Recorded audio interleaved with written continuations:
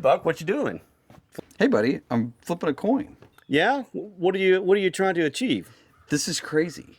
I'm doing 10 flips. Okay. Right? And out of the 10 times, 7 times I've already gotten heads. Wow. Is that a miracle or what? That's pretty wild. What are the odds that if you flip it again, you'll get heads? Probably a trillion, right? I mean, I'm already playing on borrowed time, right? It's 50-50. What the fuck? Old Man Taylor, not coming to you from the reloading range or outpost range today. Today, I'm coming to you from Woodland Farms. We've got something a little different, a little special going on today. If you're one of those people that was kind of like Buck in our joke and you don't understand why we've got a 50-50 on the quarter flip, this video is for you. We're going to go through statistics and how they apply to a shooter, but we're going to do it with no math. This is the non-nerd version of what that looks like. So I am here with Buck today. Buck, why are you here today? I'm here today because I'm horrible at math. And I really don't understand what you're talking about when it comes to your cones and everything else. All right. So I'm here to learn and hopefully learn exactly what you're talking about with all this wizardry that has to do with cones and statistics. And he's in a very common situation. A lot of folks are in that exact same situation. So let's just nail down for our audience some of your background. Mm-hmm. You were in the military long enough to retire, right? Yes. So you've got a ton of shooting experience, but it's very tactical. Marine Corps, 500-yard qualification shooting, that type thing. Correct. But none of that was really scoped precision rifle work.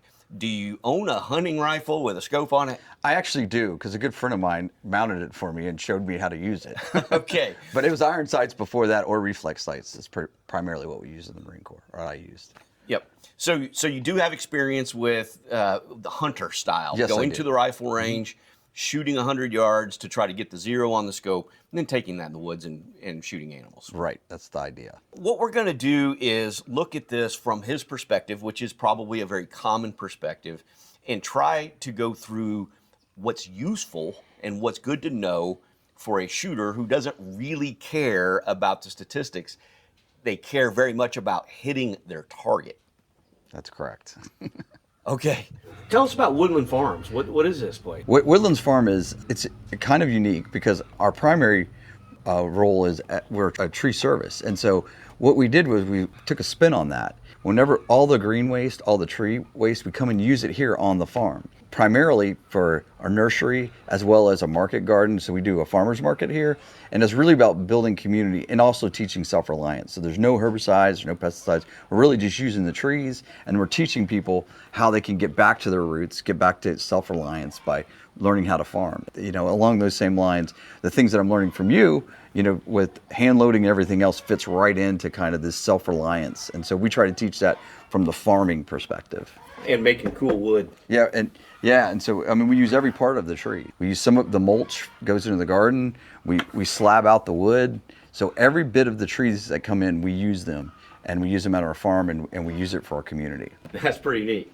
All right, so what I'm going to do for the viewers is I'm going to drop a link in the description to Woodland Farms. You guys jump on here and check out everything Buck's got going on. Thanks. Appreciate it. So let's start out with this cone of fire idea I've got on this slide. Now, the concept here is my weapon system has 4 major systems. It has the rifle itself, it's got ammunition, it's got the shooter, and it's got the environment that we're shooting in. Right? All 4 of those are going to determine exactly where that projectile is going to go. Mm-hmm. Well, if we take the shooter, who may not be consistent, out of it, and we take the environment, which may be gusting winds, out of it, and we're left with the weapon system and the cartridge itself, if we shoot that in a vise, in a climate-controlled environment, we're always going to get a perfect circle from the center. If we plot the center of those impacts, it'll make a perfect circle if we shoot enough bullets. Right. Okay? And I'm talking thousands, right? Not 10. Not 10. Not 10 rounds for BZO. If I shoot 1,000, it'll fill out, we call it a cloud, until it fills out completely. Right. No one does that. No one goes to the rifle range and shoots 1,000 rounds in a vise, right? In a tunnel. No. We don't do that. But if we did, in our weapon manufacturers and our ammunition manufacturers, mostly gunpowder manufacturers, they actually do that, and their statistics show that they're going to get a perfect circle. Okay. Now we can think of that perfect circle as a cone. The closer our rifle is to that target, the smaller that circle is going to be. The farther away, the wider that circle is going to be, but it's still going to be a circle. So that creates a cone, and that's why we call it the cone of fire. All right. Another term that statisticians would use when they looked at this is dispersion. This is going to be how our bullets are randomly going to be dispersed inside the circle. All right. So dispersion and cone of fire mean the same thing, and you're going to hear people saying, your group's not big enough because of dispersion. Is the dispersion in one setting, or is it more of like you could do it over multiple days? Would it be like a? So that's environment, right? Okay. And if we bring environment into it, our circle may not be perfect, Okay. right? Especially with wind, it may elongate. But if we statistically don't have that, so it's consistent, then we're going to get the circle. Right? If I'm a shooter and sometimes I pull the trigger squeeze the trigger a little differently, I may cause my a vertical climb at an angle, something like that it won't be a perfect cone. So that's no longer in that scenario. It's no longer evenly distributed random. Okay. But when we're talking about statistics, we're always going to be talking about it is completely random and distributed as statistics say it will. Okay. Right? But understand, a shooter making a mistake, the environment impacting this will change this for the worse, Right. not for the better. Right? It'll never shrink. It'll only get bigger, and it won't get bigger in a perfect circle. Right. Okay, does that make Okay. sense? Yep. All right. So the next concept I want to talk about is accuracy. All right. When we're talking about accuracy, we're talking about where our cone of fire is in regards to where we're trying to shoot. All right. So when we say something is very accurate, we mean that the cone of fire is hitting on my target where I actually want it to hit. In this example, my cone of fire, the accuracy is low. I have missed the general target. Okay. Here's a real world example of that. In this case, I've shot a very nice 10-shot group. All the rounds are touching. This looks Yeah, it's very, right there. You're very good. Keyholing it. But it's not going through the center of the bullseye. All right? So when I'm talking about accuracy, I'm talking about where the center of that group is in relationship to where I want it to hit. Okay. Precision is the size of my cone. So we typically measure our group size in inches or centimeters or MOA. That is the precision portion of this. So the size of the group is precision, and how close that group is to being in the center of where I'm trying to hit is my accuracy. That's the difference between the two. And if we look at this precision, we're measuring that through looking at our two farthest shots. This is typically what we do.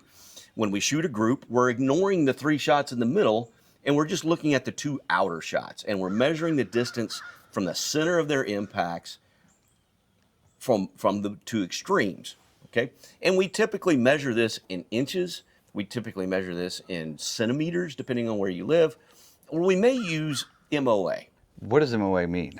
All right, so we say this all the time. We have it written out. What is this MOA? What is MOA?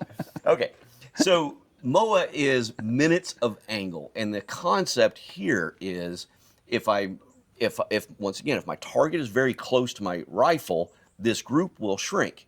If my target is very far from my rifle, this same group will be much larger. Well, that tells us that that's actually an angle. So it's an angle with the start of the angle being the muzzle of my rifle. Okay. And it spreads out to be my 2 farthest shots. Right. Okay. Well, because that's an angle, we can measure that angle. We can divide the angle into minutes. So 60 minutes make up an angle. So if I have at 100 yards, just the way that it works out, and this is all because we're American. If we're in Europe, this maybe doesn't make as much sense. But in the United States, 100 yards, a 1 inch group at 100 yards is 1.047 MOA. 1.047. It's nearly 1 MOA. So we use MOA very fluidly at 100 yards because it's about an inch. It's Right. very close to an inch. At 200 yards, it's a little over 2 MOA, right? And that difference does start to build bigger, up when we right. get really, really long range. So But when you start going 5,000, then it really changes. you add a 0.1. Okay. Okay, so MOA is very close to an inch based at 100 yards, and then based on my distance, I can expand that. Okay. Just wanted to point that out, that we're only measuring the outside edges there. Now, here's another real world example. If we look at this group, if we measure this group, we can see the one on the left, it's 0.684 or 0.653 MOA. You can see those numbers are very close, right? Yep. And if we look at the one on the right, we can see that that's 0.335. So that means the one on the right is a much tighter group. Yeah, it is. So it's more precise because it's a smaller group. But it's off of the target. It's not in the center of the bullseye, Right. where the one on the left is all in the bullseye. So if I'm shooting for accuracy, the one on the left is better. If I'm shooting for precision, the one on the right is better. And what we tend to want to do is shoot for precision, get a really small group, and then adjust our scope or our sights to put us into the correct accuracy. So we move that very tight group right into the bullseye. Right. Okay. Now here's where some statistics come in. Okay. And this Scary. is as bad as it gets. It gets better from here. All right. This is the most foreign thing to a shooter that we're going to look at today is this graph. Okay. Yeah, Right. because I'm scared of that. So what this is representing is a random distribution of a large data set. And this applies to any random distribution of a large data set we can put into a graph like this. For it to be a perfect bell like this and these percentages to all work out, then it has to be truly random. There can't be an influence like a shooter who's has bad recoil control and it's Right. causing my shots to climb, or the wind. But if we go back to that factory idea of mounting that rifle in a vise and shooting it in a tunnel with no environmentals, then our shots are going to follow this idea. So in a scenario like this, when you're trying to get that large amount of sampling, Yes. right, then before you get to this, you have to kind of fix your mechanics first, right? Absolutely. Otherwise, you're going to be. It is very hard to read your groups if you are the problem. Right. So this is assuming that you Get work all through, that you worked work out, through everything with your or scope. you know what your problem is, Right. and you know how it's going to affect your group. You can adjust it. Yep. Right. Okay. Yeah. Exactly. That's 100% right. So I'll also just give us a real world example of data that would follow this chart, so you kind of understand what I'm talking about. If you have a large corporation and they're evaluating their employees, this chart will apply. So if I look at the center of that chart, the largest curve, and I see that line, that is the average of all of my data. Okay. If I take all of my employees and I evaluate, do an evaluation, annual evaluation on their performance, and I do that fairly and accurately, and my system is correct, and my managers are applying it right, when I get the results back, they'll fit into this bell chart. And when they don't fit into this bell chart, that is a sign that I have a problem that's causing it to not be random. Right. Right? I've got a manager who's not applying it correctly. I have a test, a scoring system that is not accurately reflecting what my employees are doing. Right. So when I say that, I mean the majority of my employees are going to be average. This 34%, they're going to be slightly better than average. 34% are going to be slightly worse than average, and they're going to fit into what we call a standard deviation. Right? One standard deviation is the scientific way of saying that a difference across that line is statistically significant. If it's inside of that, it's not significant at all. In other words, those employees are nearly interchangeable. Right. Right? There's not an actual effect of them not being the same. Okay? Right. Once I actually have an amount that matters and I have a noticeable difference, then I'll see on my chart, 13.5% of those employees are going to be better than average. They're going to be, we may call that exceeds expectations or above expectation, something like that may be the term that's used. But that's what that about 13.5% of my employees, if I have thousands of them, then I do this, that's what I'll see. I'll also see about 13.5 of them are really not performing very well. They're below expectations, okay? And then I've got this 2.5% that are role models. They're the unbelievable people, and everybody knows one in their, where they work. They've got one person that just seems to kill it, right? I'll have 25 out of 1,000 that are actually role models and probably promotable, right? They're leading a team at some point. They're elite. And I've got 2.5% that there's no reason they're still employed. they shouldn't be here. We just haven't got around to getting rid of them. You got to give them a box and tell them to go. Exactly. All right. So that's how I read my chart. One standard deviation means that the difference is noticeable and significant scientifically. Okay, that means scientifically, if I do this evaluation and I don't get one standard deviation at 34%, if I don't get it at that line, that means there's something wrong with my evaluation process. Okay, well, we can apply that to shooting as well. Let's add together our better than average, but still in one standard deviation, and our worse than average into one standard deviation.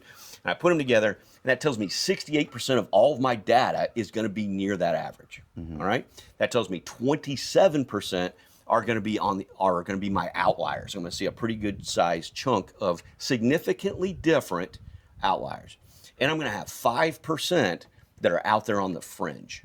All right, but I'm going to be down to 0.03% that are going to be outside of that. That means on 1,000 shots, 3 of them only will be out that far. Okay, does that make sense? Yes. But when we look at this graph, it means nothing to a shooter. Right. So I've reconfigured this graph. All right. Now, if we look at it like that, this actually looks like something that may be useful to a shooter. A bell curve doesn't mean anything. But if we look at that... Looks like a target. there it is. That's why I made it this way. It is the same data. It's displayed in a way that is useful for us as shooters.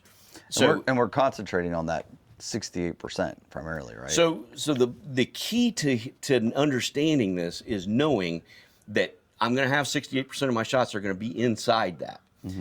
But I'm going to have 27% that belong, that are supposed to be here, that I'm just not going to see very often. I'm going to see them 27% of the time. Yeah.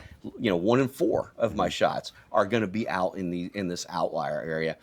But even still, there's 5%, and 100 shots, 5 of them are going to be outside of that. Right. And that's all completely normal, just regular distribution. Nothing I can do as a shooter to change that. But you don't discount all that. You don't toss it. And we have a habit of doing exactly that. Like I We sneezed on discount that it. shot. I've got a flyer. Yeah. Right? How many times have we heard a shooter say, I've got a flyer? Yeah. Well, maybe you do, maybe you don't. If you understand these statistics a little bit better, you might start to realize your flyers are part of your group. They're part of your distribution. Now, why is that important? Well, knowing we what shouldn't ignore those, is what you're saying. We shouldn't ignore those. And I'll give you examples, okay? Or you should, because it's beyond my 3%. And I know that was a flyer. Yeah. Okay? My 0.03%. Yeah. Let's talk about the cone of fire for a minute. Knowing my cone of fire is very important as a hunter and a target shooter, okay? If I'm going out and I see a deer and I'm debating to take that shot, do I have this shot? If in my mind I can shoot half MOA all day as long as I do my part, and I'm actually shooting an 1.5 inch cone of fire, I'm off by a full inch. Wow. Right? And that's at 100 yards. So the farther we go, the bigger that problem happens. Okay? So it's very important that we understand what our actual capability is, whether that's good news or bad news. And I got to tell you, if you're watching this video, I don't have any good news for you. This is all going to be very humbling. You're going to find out you're not as good a shooter as you thought you were, all right? Because you've been evaluating yourself incorrectly. Well, that's what that's what you do most of the time. Like, when you're going to shoot, if you tossed one, you just forget about it. That's exactly. And then you'll just try to get yourself back into that bull no matter what, and you just forget about the bad shots. That's right. And they don't count.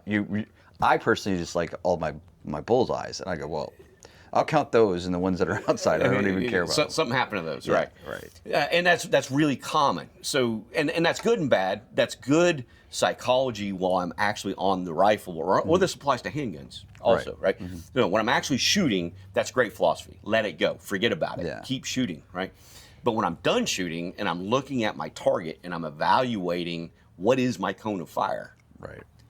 I've got to include them.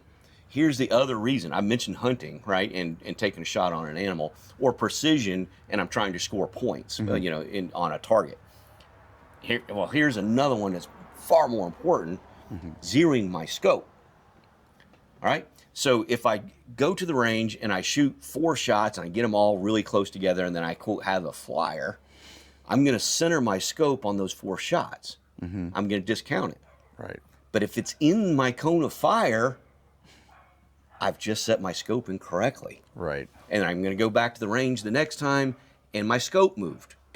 So your BZO is not where you want Your it. BZO is no longer. Okay. I don't know why it changed. It just changed. Right. Well, it changed because you didn't have an accurate.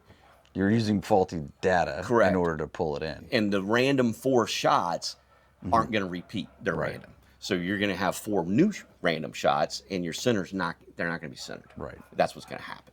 Right. So that's what we're trying to head off here. Okay. So here's what I've done, just for us. I've shot a 50-shot group.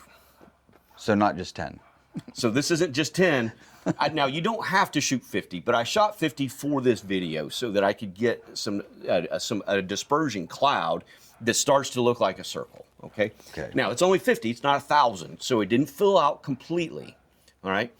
And also, I didn't pick my very best load, because here's the other problem. When my cone gets really small, it's very hard to distinguish 5%. It's very hard to distinguish even 27% because the lines are so small. Right. It's very hard to tell what's in and what's out.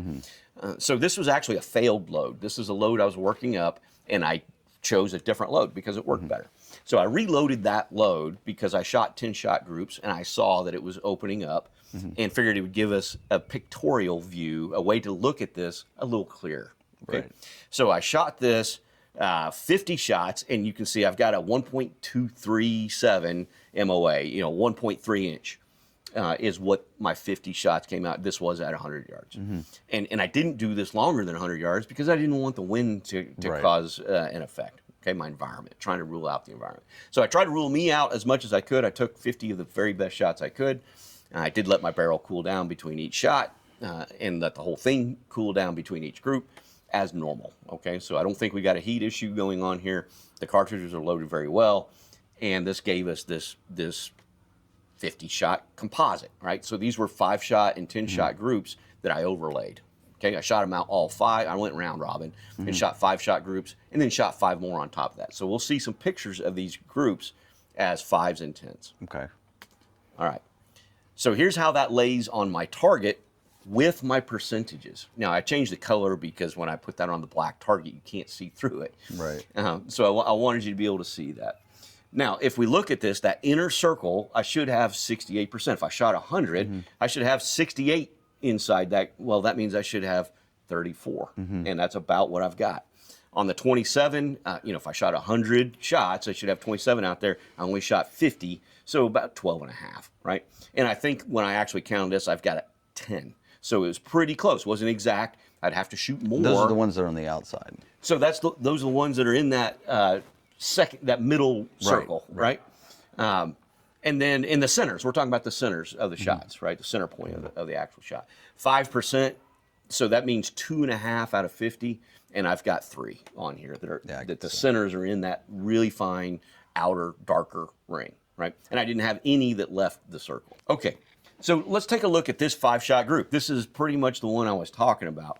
I've got 4 that look like they're very accurate, right? Yep. They're right in the center of the bullseye. And then I clearly have a flyer, right? This is one of those instances where we would definitely look at this and go, there's something wrong with that bullet. There was something wrong with the way I was looking through the scope. The wind caught it. I jerked the trigger. Something caused that one to not belong to my scope of fire. And I would look at this and confirm my scope is set correctly. I could shift it to the right if I've got the ability, about 1/8 of an MOA. My scope's in mils, so no, that 1/10 of a mil would just put it all on the other side of the whatever. But I'm probably discounting that quote flyer, right? Well, let's put a circle around them and put them in our 50-shot group. Wow. So what that tells us is it's in my cone of fire. That was not a flyer at all. If we look at the lines on this target, we'll see I've got a green line and I've got a blue cross, right? A green cross and a blue cross. Right. What the green cross is the actual center of this 50-shot group, mathematically, right? The blue line is where I was actually aiming. So, and I've overlaid that on this target as if I was aiming at the center of the target, but I wasn't, right? In real life, I was. I did shoot that, and this entire group was off to my upper left, okay? So that group that we were just looking at. So the blue one is your actual aim point. That's where my scope. Okay. I put that blue line on the center of the target when I shot this 50-shot group. Okay. That's how far off my scope was from being correct. Right. Right. And I didn't know that. And I had shot 10-shot groups Wow. prior to this, and I didn't know that. So the 50 made it very clear. And the math on this, by the way, each one of these squares is a 1/4 inch is what we're looking at. So we can see that my aim point is off about less than a 1/4 inch. So if I've got an MOA scope, they're in quarters. If I turn it 1/4, it will now be slightly too high into the left. I'm shooting this in mils, 1/10 of a mil. If I move this 1 click to the left and 1 click up, I'll be off just about as far the other way. So that's about as close as I can get. But the 50 shots are telling me that I'm not dead on. All right.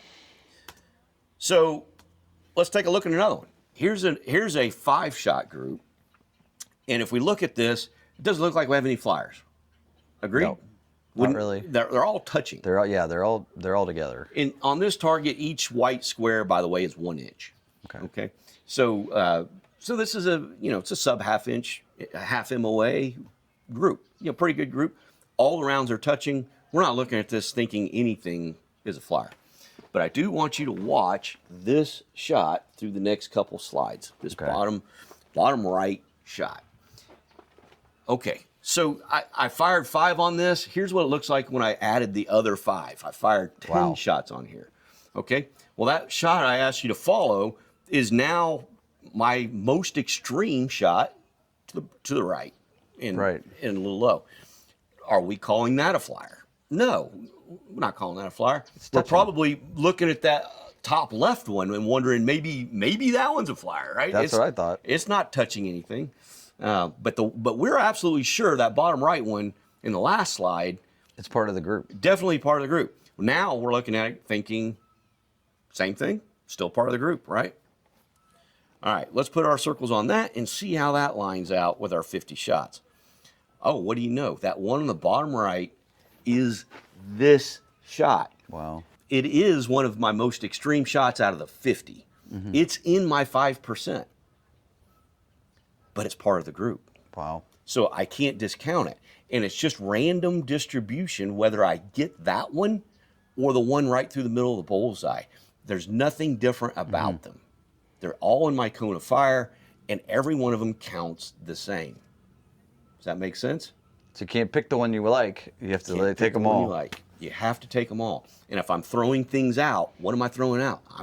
I'm just randomly picking a shot that's in my group and throwing it out. Yeah. Because I don't like the way it looks in its little group. That's what I would do.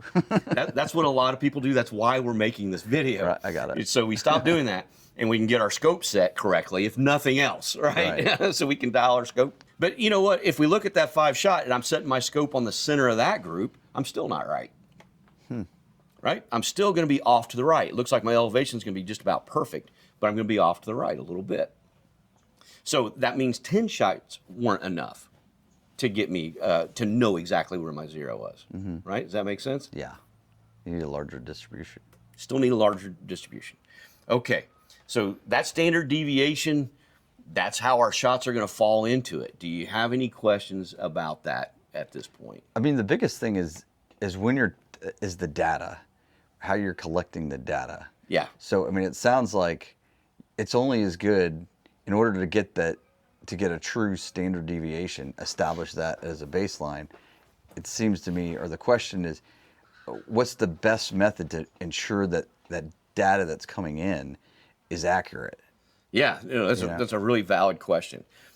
There's a couple problems that happen when we start shooting large groups. One is I can shoot out my bullseye, Right. and I can't see my individual shots anymore. That's kind of a common one.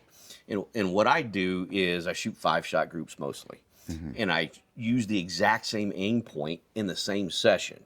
So I go to the range and I'll shoot 25 shots if I want to get a 25-shot group, but I'll shoot 5-shot groups instead of 1 25. That way I can see every individual shot. Right. Okay. The other thing I'm going to try to do is try to make sure that my environment stays the same throughout, right?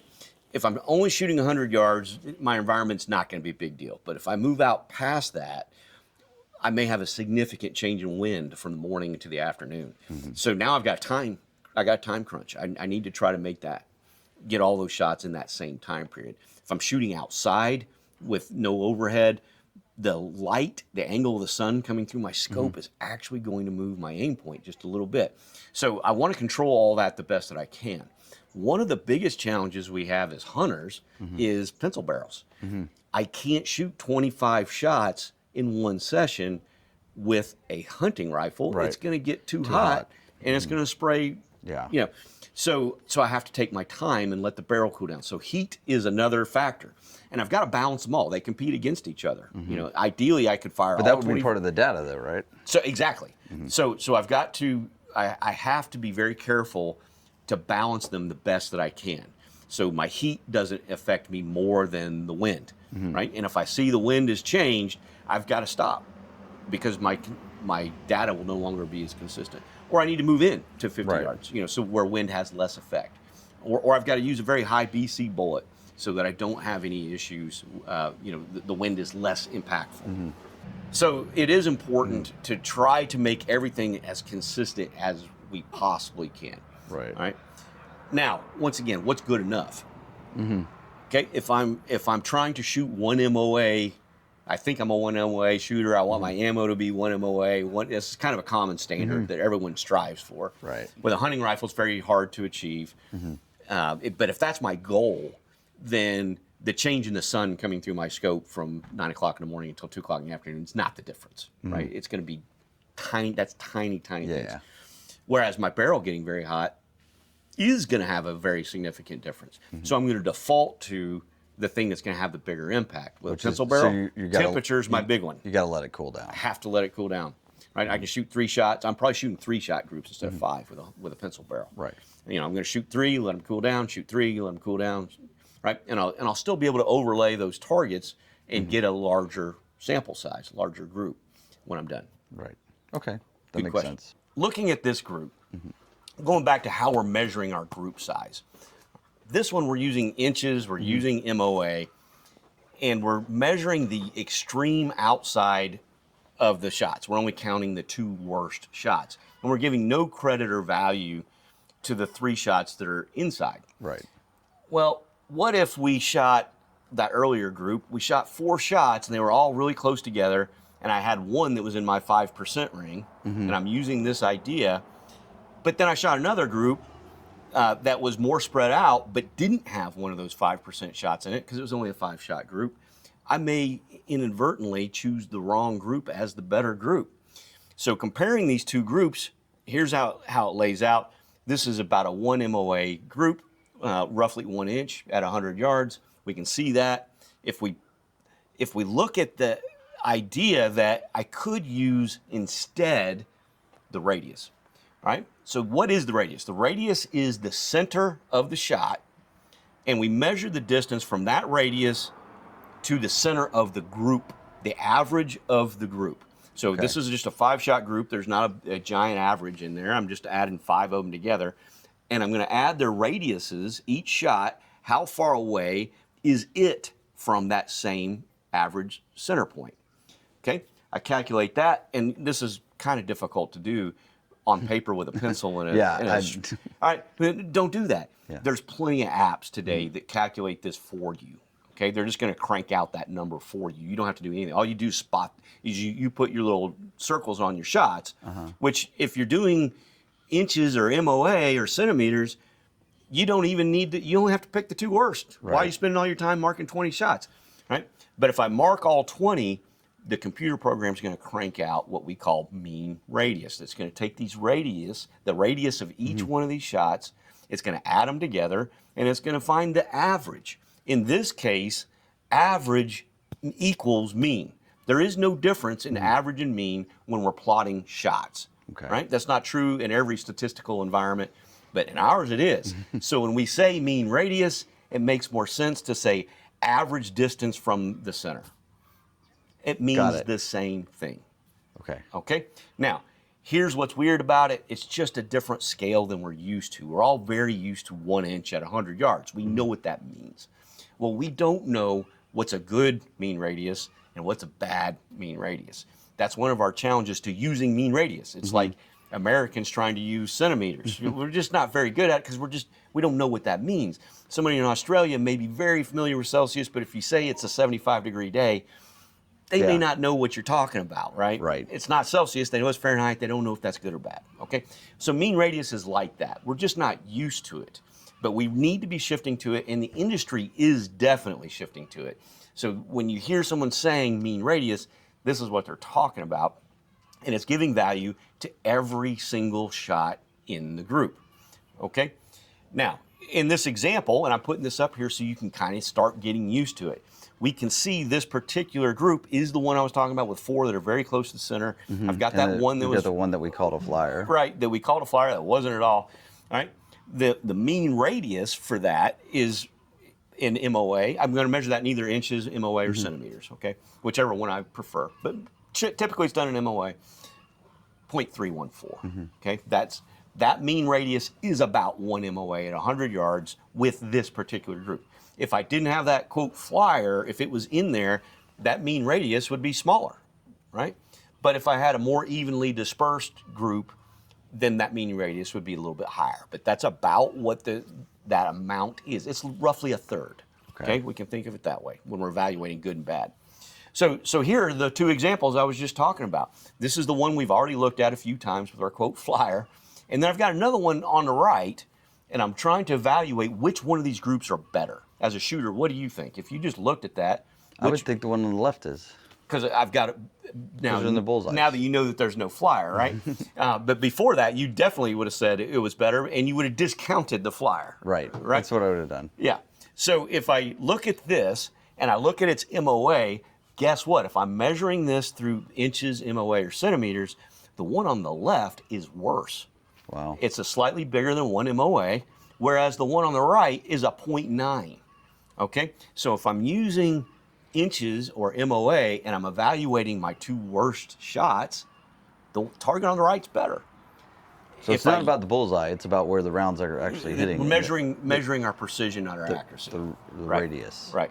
Okay. So if I look at the mean radius, we can see the one on the left is better. It's a lower number than the one on the right, the 0.328. So the mean radius is capturing what intuitively you looked at this screen and said. Right. Even if we count the flyer, we're looking at that. It says the left one is a better group. That's what mean radius is going to do for us. Right. It's going to help us differentiate that and align and bring our expectations to the math. Got it. Okay.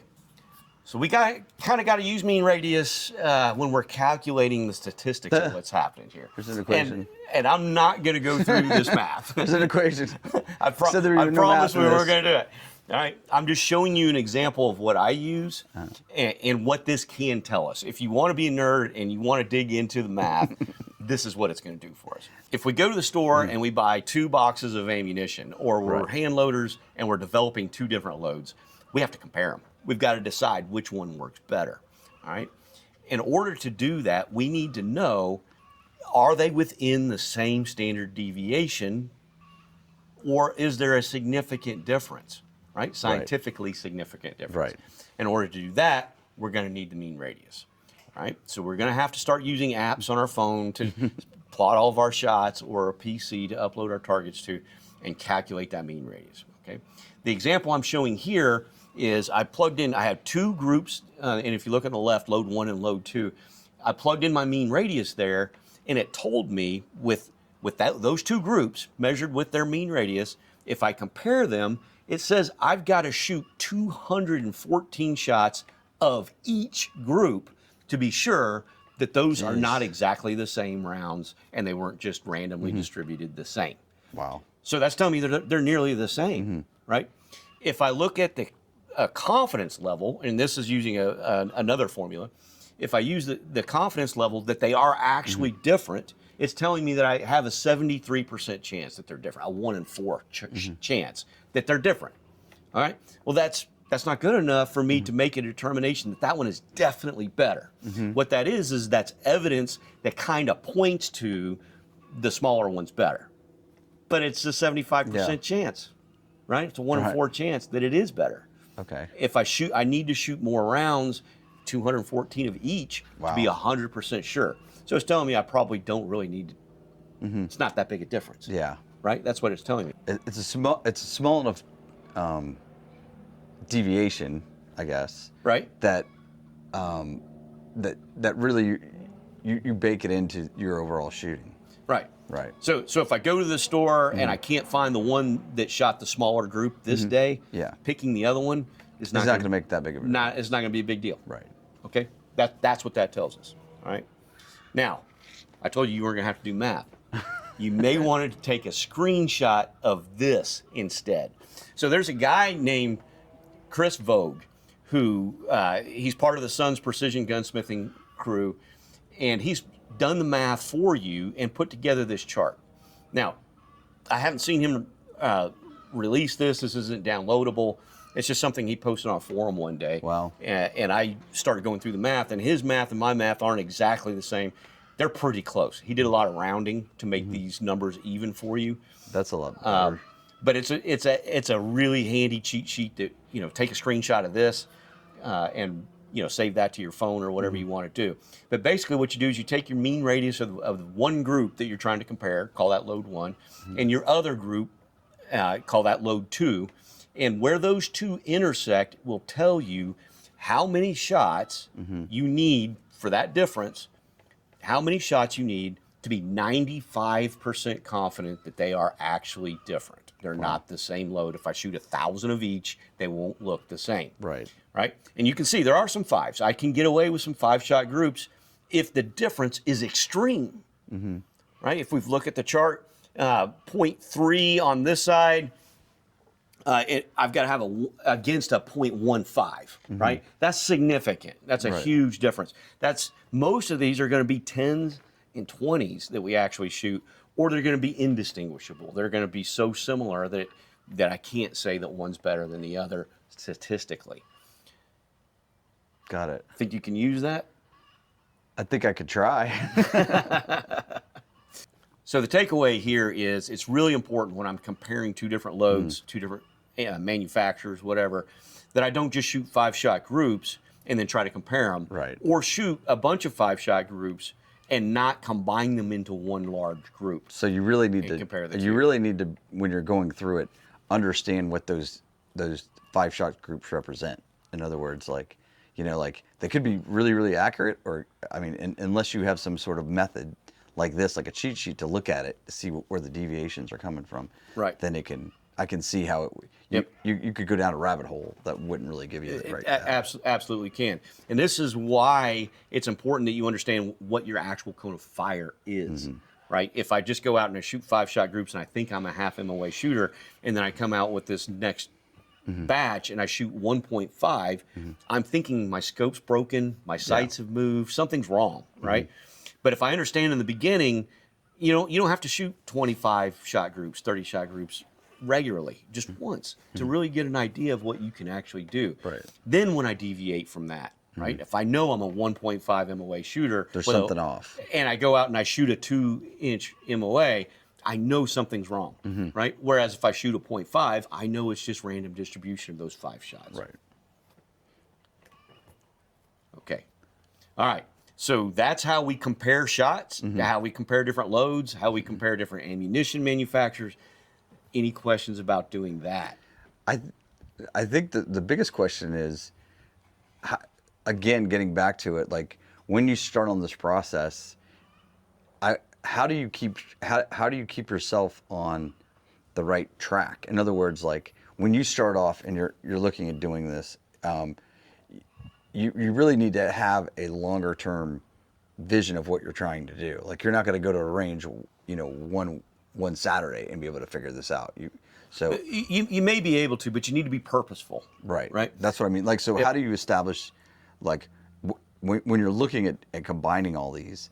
Yeah. What's the best way to organize it? So Right. That, yeah. it is purposeful. That's a valid question. So let's say I've got a new rifle, I've just set up the scope, and I've got some new ammunition, and I'm trying to figure all this out.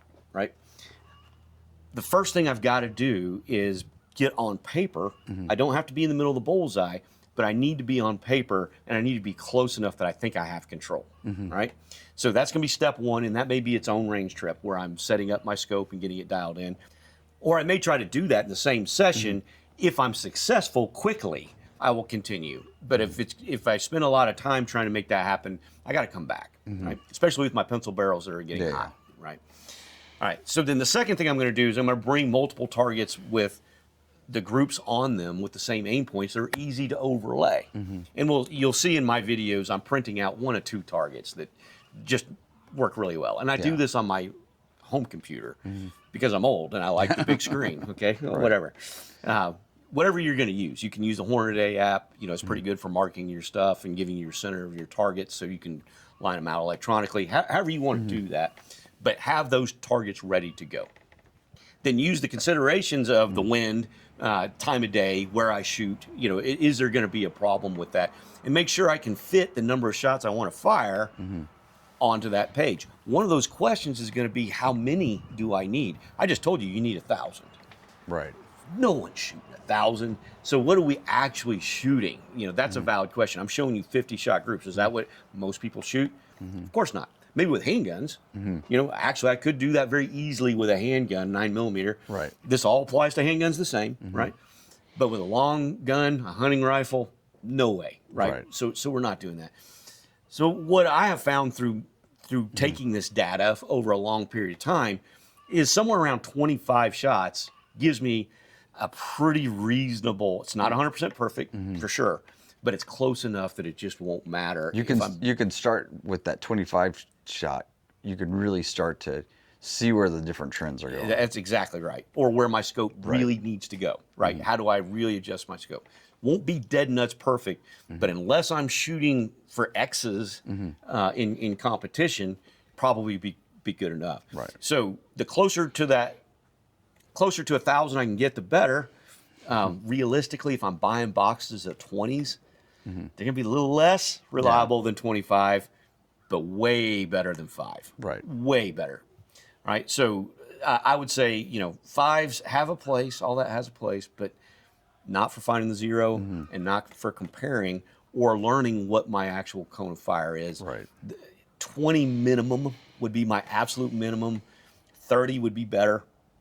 Right. If I'm buying them in boxes of 20, I may go with 20. If I'm hand loading, I'm definitely loading 25s, right? 2 25s. That's a box of 50. It's a nice, fits in my box, right? All that's perfect. That's probably what I'm doing. So that's why I shoot a lot of 25s because it just works out the math. I buy my brass in boxes of 100. Right. So it just makes sense to break it up that way.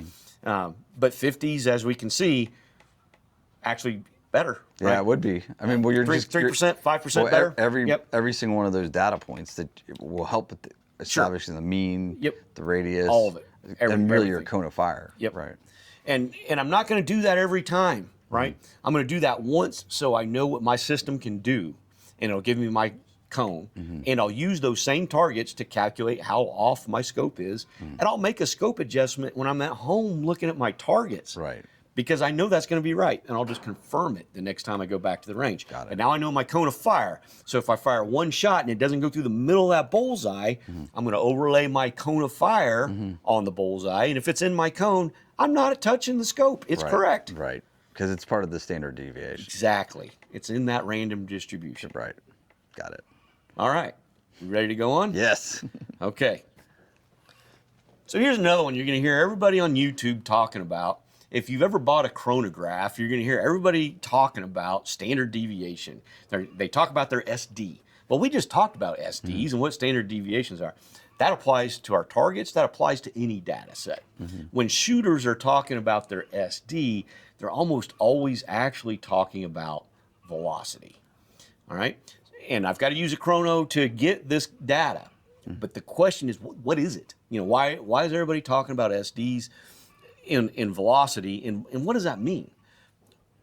All right. Well, here's my bell curve. It's data. Guess what? It plugs into my bell curve. When I have an SD, when I say my SD is, and I give you a number, and I'm talking about velocity, I'm talking about one standard deviation. I'm looking at that pink line. All right. And where is that pink line? What is that pink line?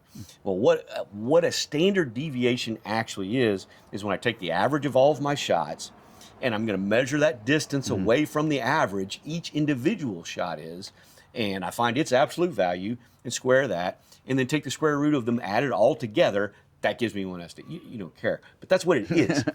So why do I need to know that? So the reason we use that data is because if I'm measuring how consistent my ammunition's speed is, its velocity, how fast it's coming out and its weight and all those other things, all right? I'm going to calculate its speed in feet per second.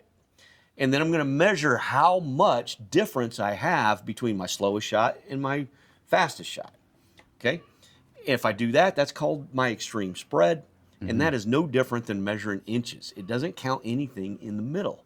But if I, like mean radius, if I calculate what is the difference of every single shot and I add them all together, I'll find my SD, and I'll say that that's the SD of this string of fire. Right. That tells me how much it's varied. But you have to take all the shots. I got to take them all. Okay. All right. So if we look at that and we look at this, we can see one's better than the other. The little one's better, right? This applies to anything other than money, right?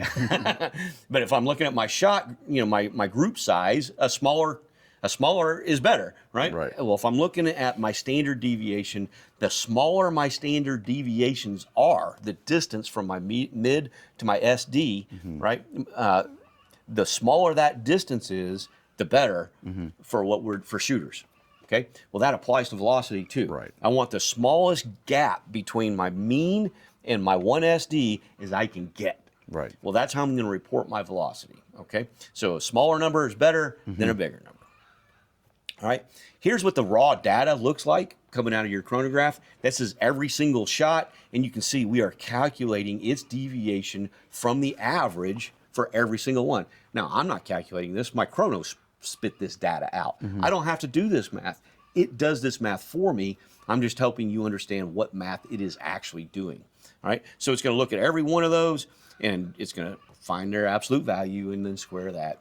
All right, and that's going to give me, in my data from my chronograph, it's going to give me the SD, standard deviation. This particular shot group was very good, 5.6. Single digits are what we all strive for as hand loaders. Yeah. You know, we want to be in the single digits. When I buy factory ammunition, it's hardly ever going to be that low. It's more like going to be in the teens is usually pretty good if we have good ammo. If we're in the 20s and 30s, we may want to consider a different combination for our rifle. It's not working very well. Okay, but if we look underneath standard deviation, we can see there's that extreme spread. Yeah. And you'll hear guys talking about that. They'll talk about their ES instead of their SD. If they say ES and they're talking about their extreme spread, just know they're only calculating their worst shot and their best shot as far as speed goes, and they're discounting everything else in the middle, right? So maybe if we're buying ammunition, maybe we had one shot that was actually bad, right? It had a bad primer in it or something like that, and it had a giant ES. But all the other shots were very, very close together. If I use the extreme spread instead of the SD, it's going to tell me that ammunition doesn't work in my rifle, when in fact it was just a manufacturer problem with one round. Right. Okay. Whereas SD is going to let me compare apples to apples. But again, the more shots you have, the tighter better. you're going to be able to figure that out. So you just nailed it. If I'm trying to find the standard deviation of a 3-shot group, it means as much as a 3-shot group. Yeah. Almost nothing. right? Right. Very little data is useful from that. Same with the 5, right? So it becomes relevant at the same place. If I shoot less than 20 shots of SD, it's just not all that accurate. 25 is a good place where things start to really gel up and become more repeatable in the future. Right. Whereas 30, it's going to really start nailing it down. Yeah, I can see that. Yeah. All right. So that's velocity. Got any questions about how to manage that? I think so. When you're measuring velocity, how much will the materials that you're using to hand load impact that? In other words, like, Oh, yeah. if you're doing it the same way, you'd be loading it the same way every time, or let's say like they're out of a certain powder or something else comes up that changes that. Yep. How does that factor into the velocity? Yeah. All right. So every combination of cartridge and rifle are going to change my velocity, right? So if I go to the store and I buy one brand and I buy another brand of the same bullet weights, they're going to have different velocities. Right. Okay.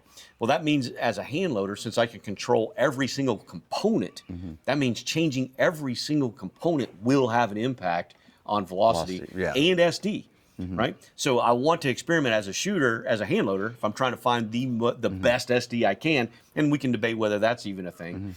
But if I'm trying to find the very best SD I can, I am going to try 3 different brands of primers or 3 different types of primers, magnums and bench versus standards. I will do those things to try to drive that SD down as far as I can. Does SD matter at 100 yards? Probably not, not much at all if it does. Does it matter at 1,000 yards? Yeah. Tremendously, right? Massively. So once again, your experience may vary, but when you're hearing guys on YouTube talking about their SDs all the time, this is why, and this is how we control it as a hand loader, is by trying all these different techniques. Right. And loading my ammunition, consistency is always the key. If I can't be consistent, I won't get consistent results. So my shoulder setback needs to be exactly the same. That means when I pull the handle on my press, I have to pull it with the same speed and force every single time. And if I vary that, It's going to affect your velocity. I'm going to see it in the SD. That's where it's going to show up. Right. Okay. Yep. Yeah, so it really is important to be organized in this whole thing as you're going through. That's really, when you're looking at it, it seems as though the data is really, in order to dial this in, you have to have good data, good process, and good method of collecting it in order to get the statistics to work. That's exactly right.